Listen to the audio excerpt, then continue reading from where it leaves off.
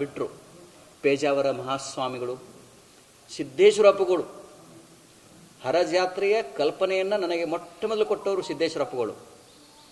ಯಾಕಂತಂದರೆ ನಾವು ಪೀಠಕ್ಕೆ ಆದ ಮೇಲೆ ಅಪ್ಪಗಳು ನನ್ನ ಕರೆಸಿದ್ರು, ಏನು ಮಾಡಕತ್ತರಿ, ಮತ್ತು ಹಿಂಗೆ ಸಂಘಟನೆ ಮಾಡಬೇಕು, ಅದಕ್ಕೆ ನೀವು ಗ್ರಾಮ ದರ್ಶನವನ್ನು ಮಾಡಿರಿ, ಹಳ್ಳಿ ಹಳ್ಳಿ ಜನಗಳ ಹತ್ರ ಹೋಗಿ ಅಂತ ಹೇಳಿದಾಗ ಆಯ್ತರಪ್ಪ ಅಂಥೇಳಿ ನಾವು ಅವ್ರು ಹೇಳಿದಾಗೇ ಹಳ್ಳಿಗಳಲ್ಲಿ ಪ್ರವಾಸ ಮಾಡ್ತಾಯಿದ್ವಿ. ಗ್ರಾಮ ದರ್ಶನ ಹರಪನಹಳ್ಳಿ, ರಾಣೆಬೆನ್ನೂರು ಮಾಡಿದ ತಕ್ಷಣ ಎಲ್ಲ ರಿಪೋರ್ಟ್ ಕೊಡ್ತಾ ಇದ್ದೆ. ಮತ್ತು ಪಂಚಮಸಾಲಿ ಜನಾಂಗ, ಕೃಷಿ ಸಮುದಾಯದ ಜನಾಂಗ, ಈ ಜನಾಂಗ ವರ್ಷಕ್ಕೊಂದು ಸಲ ಗೆಟ್ ಟುಗೆದರ್ ಆಗಬೇಕು. ಅದಕ್ಕೆ ಒಂದು ದಿನ ನೀವು ಆಯ್ಕೆ ಮಾಡಿ ಅಂದಾಗ ಯಾವ ಡೇಟು ಅಂದಾಗ ಕೊನೆಗೆ ಅವರೇ ಎಲ್ಲ ಯೋಚನೆ ಮಾಡಿ ಸಂಕ್ರಾಂತಿ ದಿನ ಮಾಡಿರಿ, ಚೆನ್ನಾಗಿರ್ತದೆ, ಆ ಭಾಗದಲ್ಲಿ ಯಾವ ಹಬ್ಬಗಳಿರಲ್ಲ. ಅವರೇ ಇದು ಮಾಡಿದ್ರು. ಏನು ಹೆಸರು ಇಡಬೇಕು ಅಂತೆಲ್ಲ ಕೇಳಿದ್ರೆ ನಮ್ಮದು ಲೋಗೋ ಹರ ಇದೆ ರೀ, ಹೀಗೆಲ್ಲ ಹೇಳಿದ ತಕ್ಷಣ ಅದು ಹರ ಜಾತ್ರಾ ಅಂತ ಇಡ್ರಿ ಅಂತಂದರು ಅಪ್ಪಗಳು.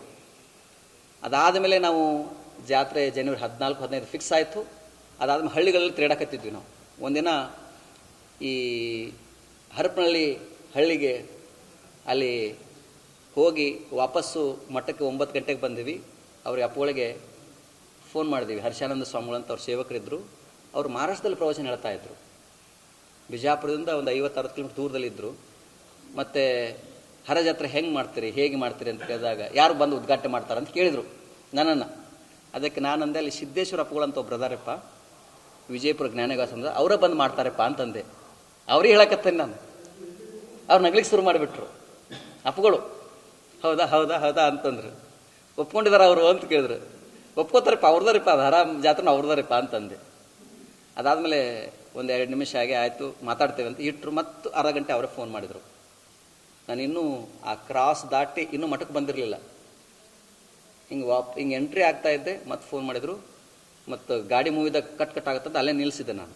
ನಿಲ್ಲಿಸಿ ಮಾತಾಡಿದೆ. ಅಪ್ಪಗಳು ಆಯಿತು ಬರ್ತೀವಿ ಅಂಥೇಳಿ 2 ದಿನ ಅವರ ಪ್ರವಚನವನ್ನು ನಿಲ್ಲಿಸಿ ನಮ್ಮ ಮಠಕ್ಕೆ ಬಂದು ಹಿಂದಿನ ರಾತ್ರಿ ಅಲ್ಲಿ ಮೇಲ್ಗಡೆ ಆ ರೂಮ್ನಲ್ಲಿ ಇದ್ದುಕೊಂಡು ನಮ್ಮ ಜೊತೆಗೆ ಪ್ರಸಾದವನ್ನು ಮಾಡಿ ಹರಜಾತ್ರೆನ ಉದ್ಘಾಟನೆ ಮಾಡಿ ಹೋದವರು ಸಿದ್ದೇಶ್ವರಪ್ಪಗಳು.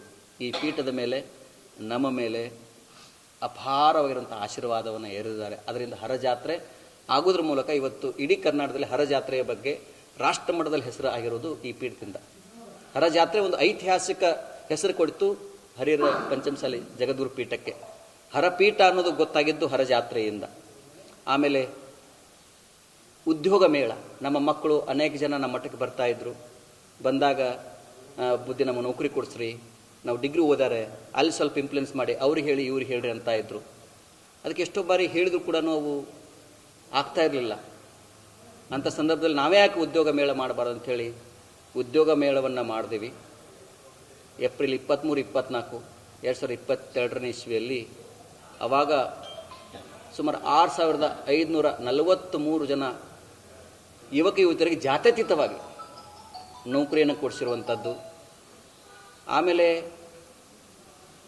ಪಾದಯಾತ್ರೆಯನ್ನು ಮಾಡಿದ್ವಿ. ಪೀಠಕ್ಕೆ ಬಂದ ಕ್ಷಣದಿಂದಲೇ ನಾವು ಬಂದು ಏಪ್ರಿಲು ಮೇ 31ನೇ ತಾರೀಕು ಸಿರಿಗೇರಿ ಜಗದ್ಗುರು ಬಂದೆ.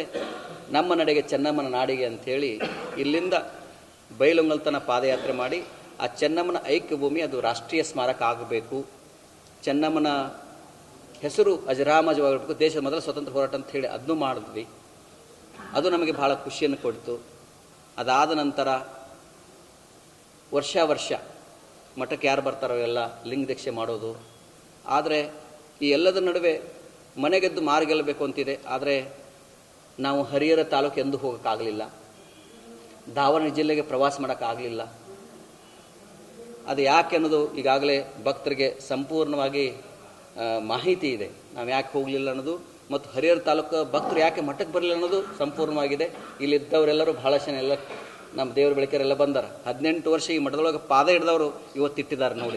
ನೋಡಿ ನನಗೆ ಯಾವ ಜನ್ಮದ ಪುಣ್ಯದ ಫಲವೋ ಕಳೆದ 8 ವರ್ಷಗಳಲ್ಲಿ ಬರೆದಿರುವಂತಹ ಜನ ಭಕ್ತರು ತೊಂಡೋಪತ್ತೊಂಡವಾಗಿ ಕಾವಲು ಕಾಯುವ ಸೈನಿಕರಂತೆ, ಗಡಿ ಕಾಯುವ ಸೈನಿಕರಂತೆ ಇವತ್ತು ಮಠಕ್ಕೆ ಬಂದು ನಮ್ಮ ಜೊತೆ ನಿಂತಿರೋದು ಇದು ಯಾವುದೋ ಒಂದು ಪೂರ್ವ ಜನ್ಮದ ಪುಣ್ಯನೇ ಅಂತ ಭಾವಿಸ್ತೀನಿ ನಾನು. ಆಗುವುದೆಲ್ಲವೂ ಒಳ್ಳೆಯದಕ್ಕೆ, ಆಗ್ತಾ ಇರೋದೆಲ್ಲವೂ ಒಳ್ಳೆಯದಕ್ಕೆ, ಮುಂದೆ ಆಗುವುದೆಲ್ಲವೂ ಒಳ್ಳೆಯದಕ್ಕೆ ಅನ್ನೋ ಹಾಗೆ. ಆಮೇಲೆ ಕೂಡಲ ಸಂಗಮ ಸ್ವಾಮೀಜಿಯವರು ಯಾವಾಗ 2A ಪಾದಯಾತ್ರೆಯನ್ನು ಶುರು ಮಾಡಿದರು, ಆ ಸಂದರ್ಭದಲ್ಲಿ ನಾವು ಕೂಡ ಭಕ್ತರ ಅಪೇಕ್ಷೆ ಇತ್ತು. ಅವತ್ತು ಎಲ್ಲರೂ ಯಾರೊಬ್ಬರು ನಮಗೆ ಹೋಗ್ಲಕ್ಕೆ ಹೋಗ್ಬೇಡ್ರಿ, ಪಾದಯಾತ್ರೆ ಹೋಗ್ಲಕ್ಕೆ ಹೋಗ್ಬೇಡ್ರಿ ಅಂತಂದರು. ಈ ಮಠದಲ್ಲಿ ಅವತ್ತು ನಾವು 3 ಗಂಟೆ ತನಕ ಕೂತ್ಕೊಂಡು ಇದೇ ಸ್ಥಳದಲ್ಲಿ, ಅದೆಲ್ಲ ಘಟನೆ ನಿಮಗೆ ಗೊತ್ತಿದೆ. ಅವೆಲ್ಲಗಳ ಮಧ್ಯದಲ್ಲಿ ನಾವು ಪಾದಯಾತ್ರೆ ಬೆಂಗಳೂರು ತನಕ ಮಾಡಿದೆವು. ಒಂದು ಹಂತಕ್ಕೆ ಅದು ತುಂಬ ಸಮಾಜ ಸಕ್ಸಸ್ ಆಯಿತು. ಅದು ಇವತ್ತು ಕೋರ್ಟ್ನಲ್ಲಿ 2D 2C ಹೋಗಿದೆ. ಅದಕ್ಕೇನು ಬೇಕು ಅನ್ನೋದನ್ನು ಅದಕ್ಕೆ ಒಬ್ಬ ಲಾಯರ್ನಿಟ್ಟು ಕೇಂದ್ರದ ಹಿಂದುಳಿದ ವರ್ಗದ ಆಯೋಗಕ್ಕೆ ಹೋಗಿ ನಮ್ಮ ಸಮುದಾಯಕ್ಕೆ 2A ಜೊತೆಗೆ ಕೇಂದ್ರದ OBC ಮೀಸಲಾತಿ ಸಿಗಬೇಕಾಗಿದೆ. ನಮ್ಮ ಮಕ್ಕಳು IAS ಆಗಬೇಕು, IPS ಆಗಬೇಕು, ಮೆಡಿಕಲ್ ಸೀಟ್ ಸಿಗಬೇಕು, ನವೋದಯ ಶಾಲೆಗಳಲ್ಲಿ ಸೈನಿಕ ಶಾಲೆಗೆ ಸಿಗಬೇಕು ಅಂತಂದರೆ ನಾವು ಕೇಂದ್ರದ OBCಯಲ್ಲಿ ಇರಬೇಕು. ಕೇಂದ್ರದ 27% ಮೀಸಲಾತಿ ಇದೆ. ಕರ್ನಾಟಕದಲ್ಲಿ ಬಹುತರ ಲಿಂಗಾಯತ ಈಗಾಗಲೇ ಸೆಂಟ್ರಲ್ OBC ಮೀಸಲಾತಿ ತೆಗೆದುಕೊಳ್ತಾ ಇದ್ದಾರೆ. ಅದಕ್ಕೇನು ಮಾಡಬೇಕು ಅನ್ನೋದಕ್ಕೆ ಅದಕ್ಕೆ ಬೇಕಾಗಿರುತ್ತೋ 900 ಪುಟಗಳ ದಾಖಲಾತಿಯನ್ನು ದೆಹಲಿಯಲ್ಲಿ ಕೊಟ್ಟು ಅಲ್ಲಿ ವಾದವನ್ನು ಮಾಡಿ ಆ ಫೈಲ್ ಈಗಾಗಲೇ ಕರ್ನಾಟಕ ಸರ್ಕಾರಕ್ಕೆ ಬಂದಿದೆ. ಅದಕ್ಕೆ ಕರ್ನಾಟಕ ಸರ್ಕಾರದ ಸಂಬಂಧಪಟ್ಟವರಿಗೆ ಮಾತನಾಡಿದ್ದೇವೆ. ನೀವು ಮನಸ್ಸು ಮಾಡಿದರೆ ಬರೀ ನಮಗಷ್ಟಂತಲ್ಲ, ಎಲ್ಲ ಲಿಂಗಾಯತ ಒಳಪಂಗಡದ ಒಂದು ಮೀಸಲಾತಿ ಸಿಗಬೇಕು, ಸೆಂಟ್ರಲ್ OBC. ಅದು ಸಿಕ್ಕರೆ ಸಮಗ್ರ ಲಿಂಗಾಯತರು ಒಂದಾಗ್ತಾರೆ, ಜೊತೆಗೆ ಎಲ್ಲ ಧ್ಯಾನ ಮಕ್ಕಳಿಗೆ ಅನುಕೂಲ ಆಗುತ್ತೆ ಅಂಥೇಳಿ ಅದು ಕೂಡ ಪ್ರಗತಿಯಲ್ಲಿದೆ. ಹೀಗೆ ಹಂತ ಹಂತವಾಗಿ ಒಂದಕ್ಕೊಂದು ಕಾರ್ಯವನ್ನು ಮಾಡೋದು. ಹಳ್ಳಿಗೆ ಗ್ರಾಮ ದರ್ಶನವನ್ನು ಕಳೆದ 1.5 ವರ್ಷದಿಂದ ನಮ್ಮ ರಾಜ ಸೋಮನಗೌಡರ ಜೊತೆಗೆ ಎಲ್ಲ ಕಡೆಗೆ ಪ್ರವಾಸವನ್ನು ಮಾಡಿದ್ದೇವೆ.